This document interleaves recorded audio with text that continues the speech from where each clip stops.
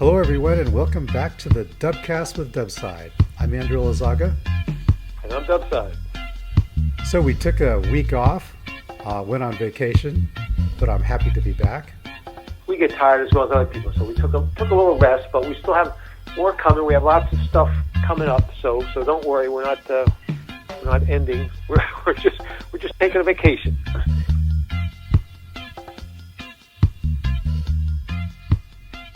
I had a family vacation in West Virginia, and I have a bunch of nieces, and we all. I took some of my folding kayaks, and in fact, I taught some of my nieces to roll. I took a day or two, and I got them rolling. When I stay at my brother's place, it says one niece says you share a wall with Dubside, and you don't know how to roll yet. So we fixed that. So now she rolls. Cool. How old are your nieces? Let's see. So one is she's the first year of college, and the other one's in high school. Wow. Late teens. Yeah. Yeah, I was going to ask you if your nieces were interested in kayaking at all, and yeah, well, they're interested. Of course, they're kids that have all these other activities going on, so they're not as fanatical as us in the us fanatics are. If they have time and the inclination, they'll be happy to get in the water. And check do they realize what a prominent personality you are in the Greenland style kayaking? Oh yeah. No, the other one. She. I told her about the podcast. She's got her cell phone. She said, it's on Spotify. No, Dubside's on Spotify. So they're all excited. That's awesome. Well, I had a week off too, and I spent some time up in the San Juan Islands, camping in the outer islands up north of Orcas. That's a great place to go with a kayak, yeah. Yeah, and it was a great time. Perfect weather, fantastic conditions, very, very warm water. Mm-hmm. The warmest I've ever seen it up there. Right. So we got a mention in the latest issue of the MASIC. Yes, the Kayak USA newsletter publication. For the summer and fall of 2021. Let me read this. Check out the Dubcast. Let Dubside whisper in your ear via his new podcast series, The Dubcast with Dubside. The half-hour sessions cover the waterfront of Greenland-style paddling, with engaging segments on Dubside's early experiences in folding kayaks, teaching himself how to roll, learning how and how not to, teach rolling, and much more. A bonus feature is Dubside's presentation of music by Greenlandic artists. Turns out that in addition to being an excellent mentor of rolling technique, Dubside is also a skilled musician with a good voice. Well, I don't know about that. I'll let the listener be the judge. No, I think you do a great job. That's actually my favorite part of your Dubcasts, is right.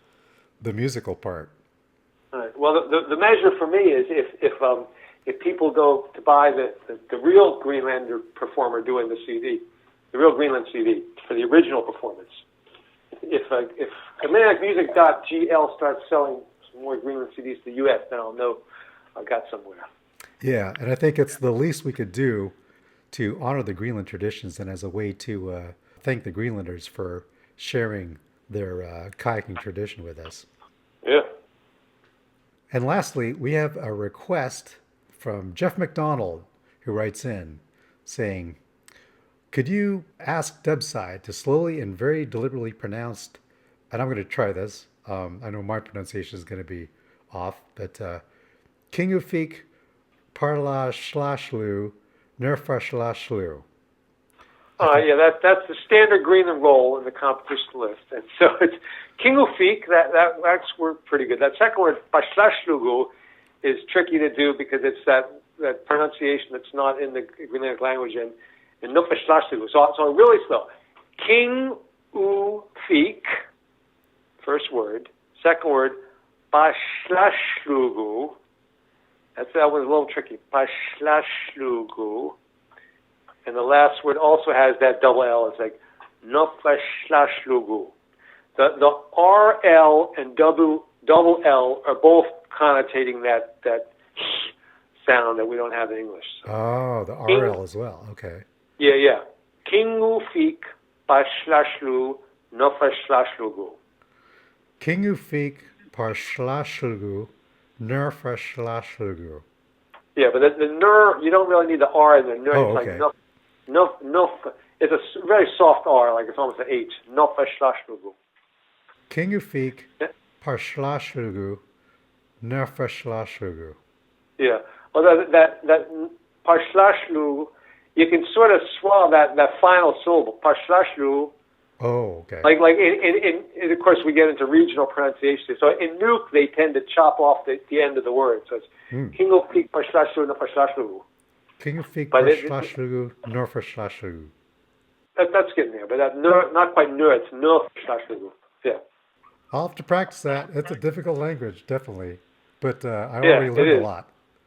Yeah. Yeah, especially about the RL. Well, if you're talking to a Greenlander in Greenland who's involved with the kayaking, knows you're involved with the kayaking, they'll be very generous and say, yeah, I know what you're saying.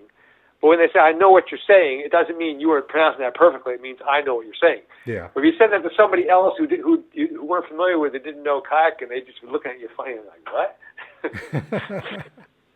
But just the fact that you're attempting to speak their language, they're very, very happy about. So. And I think it's appropriate to call the rolls by their proper name when you're practicing them.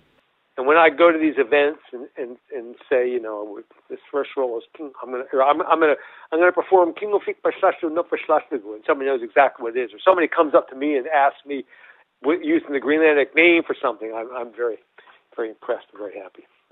Oh, by the way, what I'm planning to do is I'm going to want to take the segment from Modern Greenland Kayaking, which has the complete rolling competition with all the names, and the subtitled with the Greenlandic names at the bottom. Yeah. So I'm going to take that and I'm going to publish that on YouTube along with this podcast. Yeah, that's a real Greenlander saying them in under real competition conditions, so you can hear what it really sounds like. And you hear the other terms he's using is like saying like the other side, or you want to try again. Nisilak Seviuk. Would you like to try again? Ishlu and Ishlu, other side. But yeah, let's listen to that, and you can see the video and see what it's like in competition. Yeah, it should be a very good resource. All right. Well, let's get on to Dubcast number 11. Okay.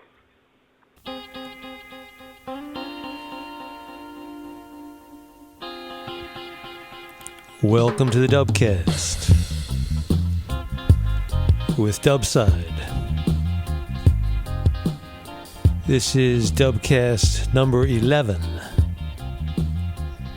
I will tell you about kayak designs, specifically kayak designers, some of them I have known, and I will tell you about the most important band in Greenland of the last 10 years.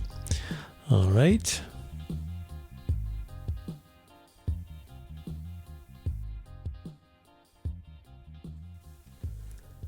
Well, the principles of kayak design and the science behind that is somewhat beyond the scope of this podcast, a little bit beyond my level of expertise.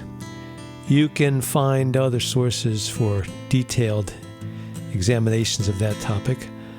Speaking in very general terms, a Greenland design, the way a skin-on frame looks, tends to be a smaller volume. The width and the height are smaller than a fiberglass or plastic kayak, and the edges tend to be sharper angles. So the gunnel, that's the edge that runs down the side of the kayak, it comes to more of a point where it turns the corner kind of. And then underneath that, the lower longitudinal part, we call it the chine, is also a sharper angle. And that has differences in the handling of the kayak, but that's a general difference between a Greenland-style kayak and a typical, what we'd say, the British design kayaks. And when the British, they originally used some of the Inuit designs to start from, because they had to start somewhere. They were looking at that's where they got the idea for the kayak from. But over time, it evolved into a much larger, higher volume kayak, because people like Derek Hutchinson back in the day were doing those expeditions, so you need all the space to put your gear. whereas the seal hunters were never intending to do, a week or two long expedition. They were just going out to get the seals. They didn't need all this space to hold things, and they wanted a smaller profile so that the animals wouldn't spot them from a distance as easily.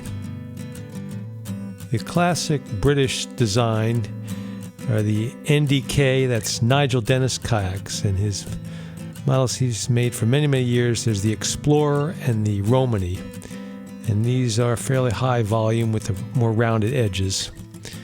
And Nigel Dennis, as opposed to Nigel Foster, it's these Brits with that Nigel name, very common name in England. So there's Nigel Foster, I've told you about before, what they doing the on-water demonstration at the Charleston event. And Nigel Dennis is responsible for the Nigel Dennis kayaks, and he's a highly regarded instructor on the Derek Hutchinson level. Been around for many years. There's also a guy named Nigel Law, who runs the Savannah Canoe and Kayak Company in Savannah, Georgia. And it's tricky to get these people all straightened out, because Nigel Foster, who lives in the Seattle area, has a lovely wife named Kristen, who she makes pottery. And Nigel Law in Savannah, Georgia, has a lovely wife who helps him with the kayak business, and her name is Kristen also. So very confusing, but they're all five of those are very nice people, very good folks. Well, years back, there were not many real Greenland-style production kayaks you could get. You could build your own skin-on-frame, but to buy the models available, they were more of this high-volume, rounded-edge design. There were a few. The Nigel Dennis kayak line, they had one called the Greenlander, and there's another British company called Valley Kayaks, and they had one called the Anasakuda, which has a heritage directly back to the Inuit designs. But those still were a little bit, not a really, really low volume, not like a real low volume skin-on-frame, not like the kind of ones that are made to fit your body, you wear them like a pair of pants. Because originally, every skin-on-frame was designed around one person alone, the person who was going to use it. And so when you build a production kayak, you're trying to sort of make a range to fit a bunch of people, so it's not quite the same as a custom-fit kayak to one person. There was a kayak on the market for a long time called the Black Pearl. And originally it was a design that you could build it yourself in plywood or various kit form kind of things. But eventually it was made by the Seabird Company in fiberglass. The designer of the Black Pearl is a Swedish guy named Björn Thomasson, and I've met him a number of times. He's a friend of mine. The Black Pearl has all the lines of a Greenland kayak, very low volume, hard chines and gunnels. And like a skin-on-frame with a nice low back deck, the Black Pearl rolls very, very well. And I'll tell you something about Björn. He's somewhat older than me. He has designed several other kayaks for various companies from time to time. And Björn I've seen him at events that I've been to teaching rolling. I'll teach rolling, they'll have him teaching rolling as well and doing strokes classes and other things. And I recall we're in Norway, and it's August, it's summertime, but the water, it's the coast of Norway. The water is still cold because it's a cold area. Northern climate, northern latitudes. And so I've got a dry suit on, if I'm standing in the water with people, get the dry suit on with some insulation under it just to stay functional. And Björn is out there in shorts with his bare legs standing in the water. And after an hour or so, I'm getting chilled. Even with the dry suit on, it's just, it's cold water. So I can teach sitting in a kayak for longer, but if I'm standing in the water, it wears you down after a while. And Björn is out there still teaching, like another half an hour. And I'm looking like, how does he do that? He's got to be freezing. He's fine. He comes off and finishes for the day. And I've talked to him about that, and he says he has. It's just an orientation he has. Like he always sleeps with a window open for some cool air, and he doesn't overheat his house. And he's always been not keeping himself overly heated, so his body is used to that, and he can stand in water at that temperature with no problem, while the rest of us are shivering and in a hurry to get back to dry land. Another friend of mine, a Swedish guy as well, who designs kayaks, his name is Johann Wersen. And Johan has designed, I think, the most influential Greenland kayak of recent times, of the last, say, 15 years. It's often referred to as the Tahe kayak. Now Tahe is a company, a line of kayaks that made several other models, but in this country, the one everybody's familiar with is the one, it's this Greenland-style kayak designed by Johann Wersen.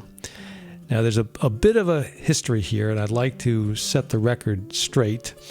So Johann Wersen was designing for this company they had Tahe, and they had a couple other lines. It was a big company based out of Estonia, I think it was. And these two Estonian brothers, I believe they bought the company at some point, and they hired him to design the kayaks. They were businessmen. They didn't understand the kayak design. That wasn't their specialty. But so they hired Johan to design some kayaks, and he designed several models. And Johan, there are some people, I think, that are just like me, who just look at a kayak and guessing. And if I was going to design a kayak, I would just take some other design and play around with it and try to see what happened. But some other people, really have an intuitive understanding of every little change in dimension and how that affects the performance and handling of the kayak. And Johan has been looking at kayaks and things for his whole life, and really has that naval architecture in his mind. So he had this design for a real Greenland-style kayak, which it became the Tahe Greenland model. And after he designed several kayaks for the Tahe company, he had this Greenland-style design. He said, how about why don't you make this one? And the businessmen, they're like, no, that's not going to sell. They weren't interested in it. And it took them a couple years to convince them that this, they really ought to make this, that this might, people might be interested in this. It's a nice design for a kayak. So finally they said, all right, well, we'll make that. So they put it into production, and that became the Tahe Greenland kayak. There was a Greenland T model, which is a large one. There's an ocean cockpit and a larger cockpit, a couple different variations of it. But that became that I think succeeded way beyond their expectations, and it's become the ubiquitous Greenland style production kayak all around the world. And that was a large part of what made it possible for me not to have to take a folding kayak with me everywhere, because I could just use one of those to do all my hardest rolls in.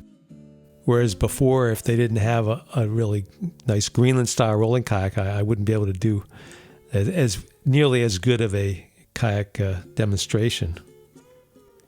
And for many years, they were producing that when the Tahe Greenland kayak. It was a fairly attractive price, too, which was a large factor in its popularity.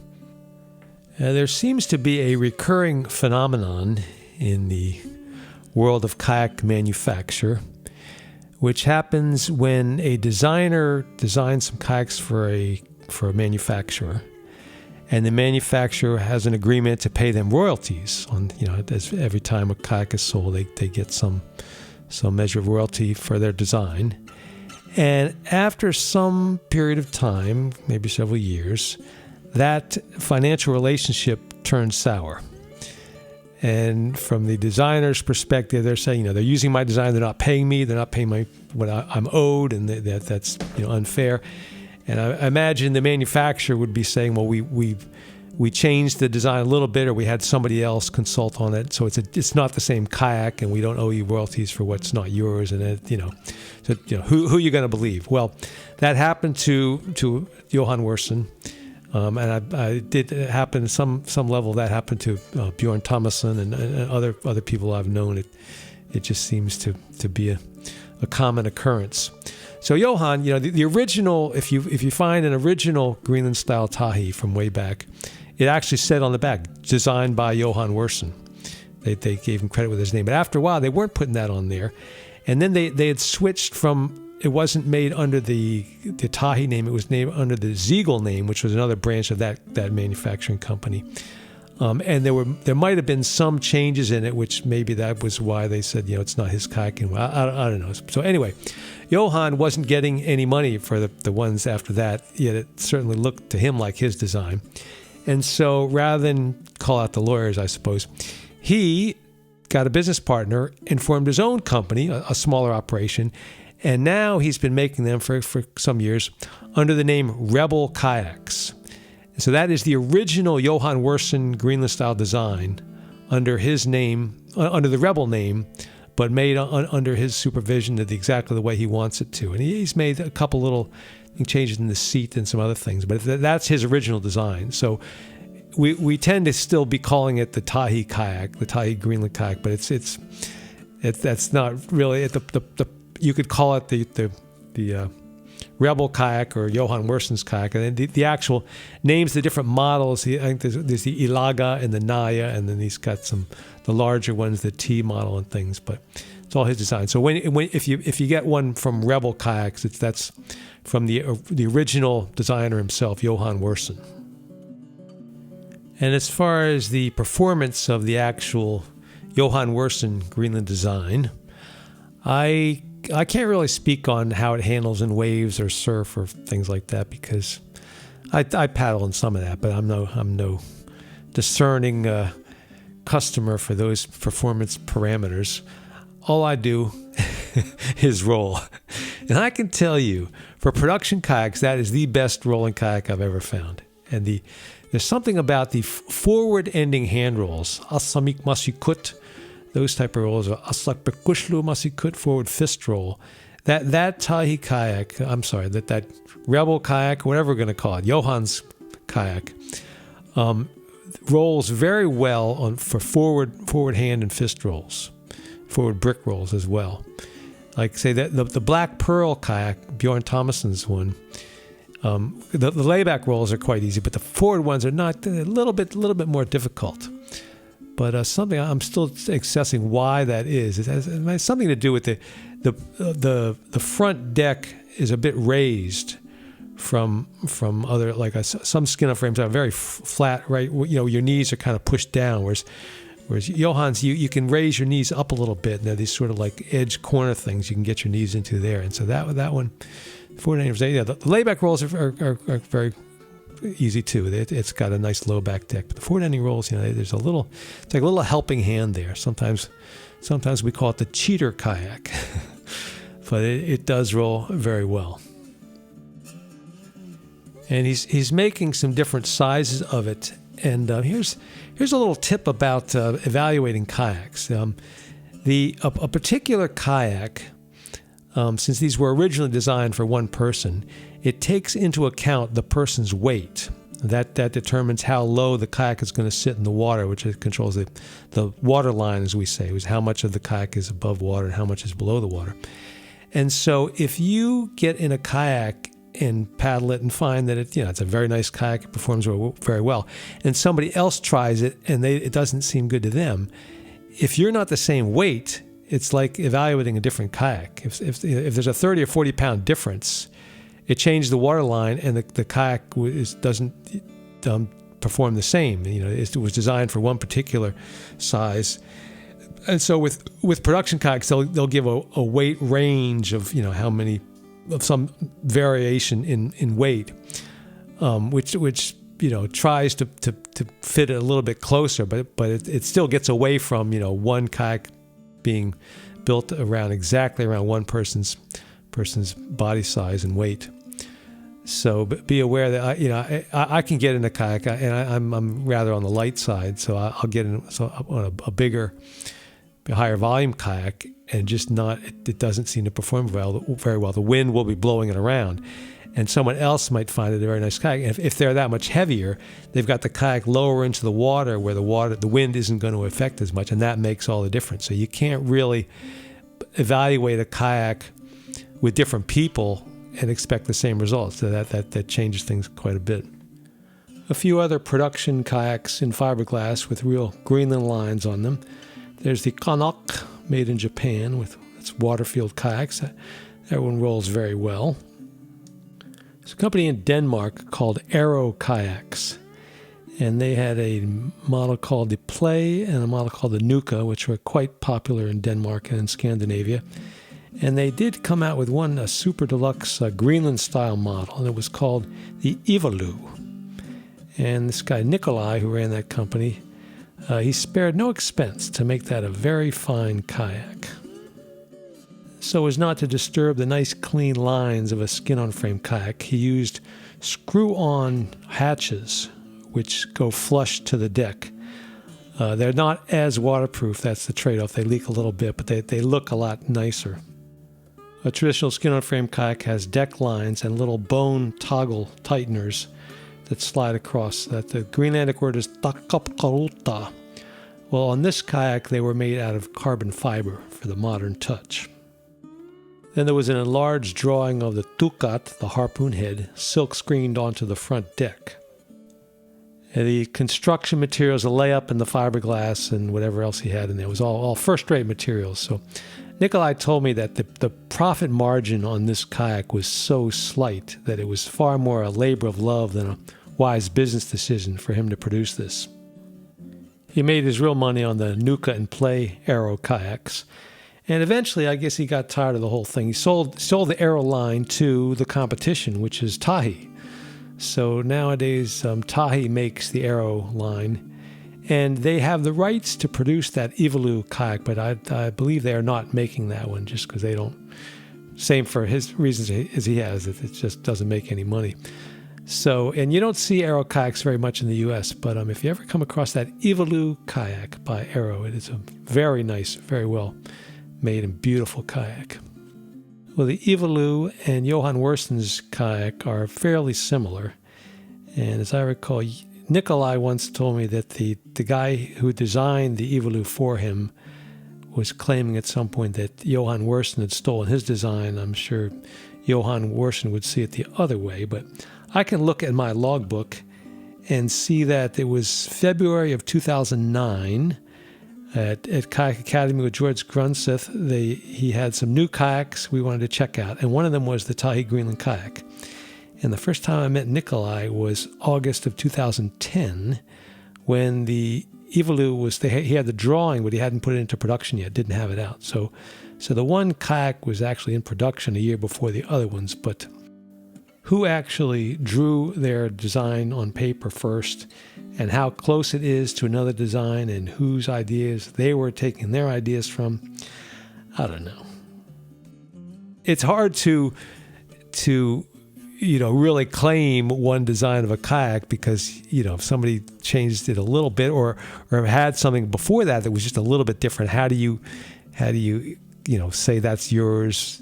How do you lay claim to that every nuance of that shape? It all came from the seal hunters hundreds of years ago, many of whom sacrificed their lives to prove the worthiness of the designs that we have today. Well, if you've listened to the last 10 Dubcasts, and I hope you have heard me say from time to time during the end portions where the music comes in that you can find some of the CDs that I talk about at this site called atlanticmusic.gl. And that is the main music operation in Greenland that puts out the CDs. And Atlantic Music has been run for many, many years by I think it's a husband and wife team. And their last name is Elsner, Elsner. And they have 2 sons, maybe they have more, but they have at least 2 sons, brothers. And these guys, their names are Christian Elsner and Frederick Elsner.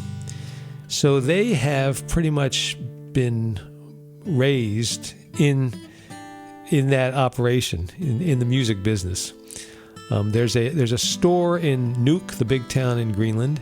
There's a house on a main road right near the downtown, and it says Atlantic Music. And you go in there, and they're selling the CDs, and it's a music store. You can buy guitars, drums, keyboards in there. It's not a giant operation, but it's the biggest in Greenland. It supplies all the musicians in Greenland with all that they need to craft their art. And so I imagine these kids started as little kids, and their whole life they've been around the music there. And so they have quite naturally formed a band. And that band put out their first CD in 2009. And I was listening to Greenlandic music before that, and I've listened to Greenlandic music, followed it after that. And I would divide the development of Greenland music into two periods. There's pretty much, the name of their band is Nanook. That is the Greenlandic word for polar bear. And you can divide Greenlandic music into before Nanook and after Nanook. These guys are the best thing that ever happened to Greenlandic music. So they, as their business card says, it's a Greenlandic rock band. And both Frederick and Christian, and I've talked to them many times, they speak perfect English without an accent. So they would also speak Danish, and they also speak Greenlandic. They sing all their stuff all in Greenlandic, and I give them a lot of credit for that.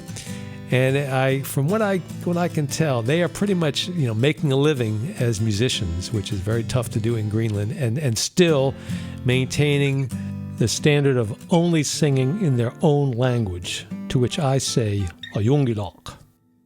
At this point, they've put out several albums, and there's a live album with a DVD that goes with it that's quite good as well.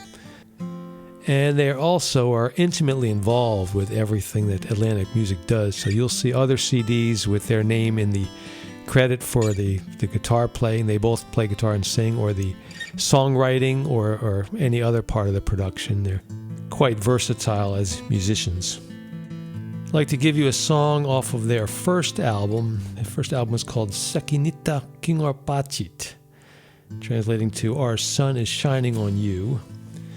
And this song is called Sivittorpormi, and that translates to It Has Indeed Been a While. And I believe this is the best-selling CD of Greenland music in modern times. And it deserves to be. This is good stuff. Even the artwork on this CD is very well done. So here is Sivittorpormi by the band Nanook, which is fronted by Christian and Frederick Elsner.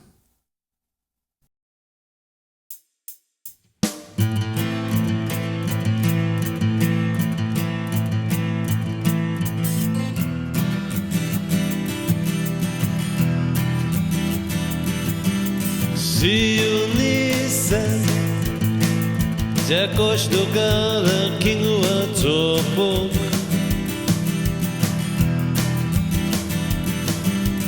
Neriu, Vinganera, Maluna Siva.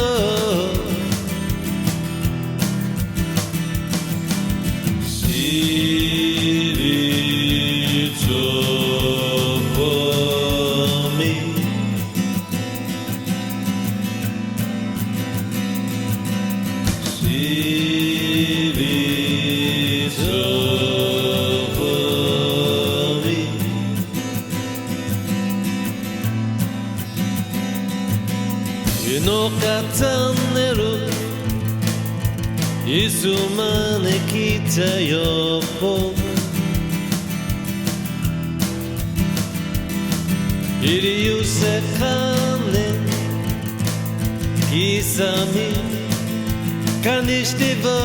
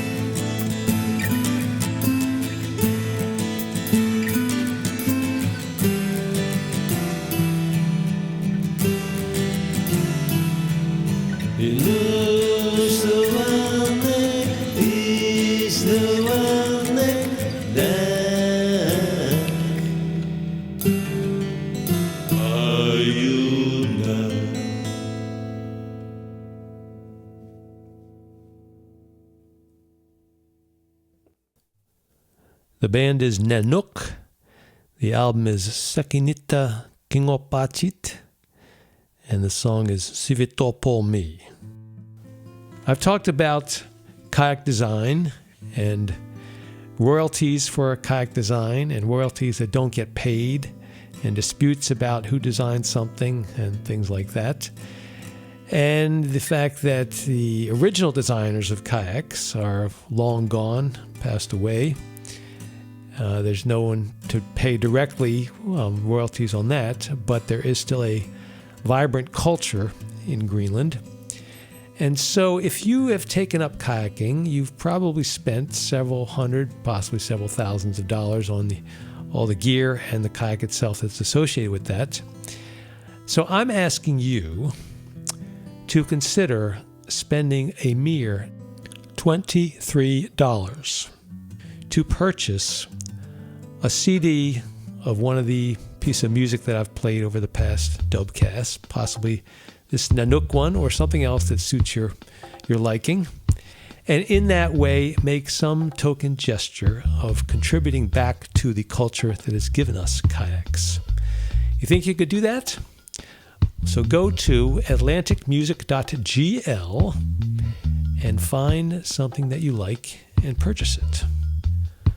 I realize that Andrew has set up there's some account or some PayPal, something or other where you can contribute to me to keep this podcast going. But I'm not asking you to do that right now. I'm asking you to buy some Greenlandic music and support Greenland in that way. Now here's an even better deal. The last I checked on Atlantic Music, it's actually atlanticmusicshop.gl, they were selling a package of a DVD and CD together of Nanook Live. I have this CD, I've had it for many years, and it is good stuff. It's got their early stuff off the first album and subsequent stuff from that. And a DVD and a CD, the package, if I read this correctly, they're selling that at the moment for $16.26. Get yours now before they run out of stock. So that's it for episode 11. And coming up in episode 12, I will tell you about something that has had as much of an influence on Greenland-style kayaking in this country as has Johann Wersen's design of a Greenland-style kayak. And that is a couple guys who call themselves the Walden Pond Scum. Or in more formal terms, the Walden Kayak Society. I'll tell you more about that next week.